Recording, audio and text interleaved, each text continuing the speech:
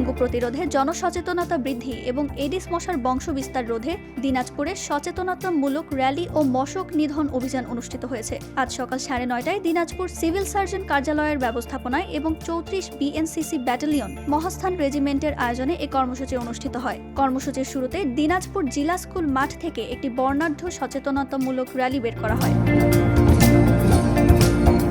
বিভিন্ন সচেতনতামূলক বার্তা ও প্ল্যাকার্ড হাতে নিয়ে বাংলাদেশ ন্যাশনাল ক্যাডেট কোরের ক্যাডেটরা র্যালিতে অংশ নেন। র্যালিটি শহরের প্রধান সড়ক প্রদক্ষিণ করে দিনাজপুর সিভিল সার্জন কার্যালয়ে গিয়ে শেষ হয়।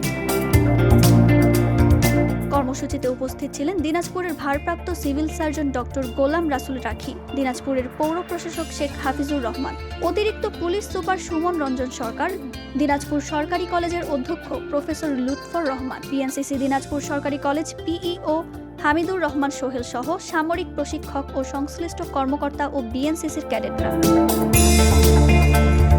আয়োজকরা জানান, এডিস মশা সাধারণত পরিষ্কার ও জমে থাকা পানিতে বংশবিস্তার করে। তাই ডেঙ্গুর ঝুঁকি কমাতে বাড়ির ছাদ, বারান্দা, ফুলের টব, পরিত্যক্ত টায়ার, ড্রাম, বালতি ও বিভিন্ন পাত্রে পানি জমে আছে কিনা তা নিয়মিত পরীক্ষা করতে হবে। পাশাপাশি মশার প্রজননস্থল ধ্বংসে ব্যক্তি, পরিবার ও সামাজিক সমন্বিত উদ্যোগ নেওয়া জরুরি। প্রতিবেদক কুরবান আলী, দিনাজপুর।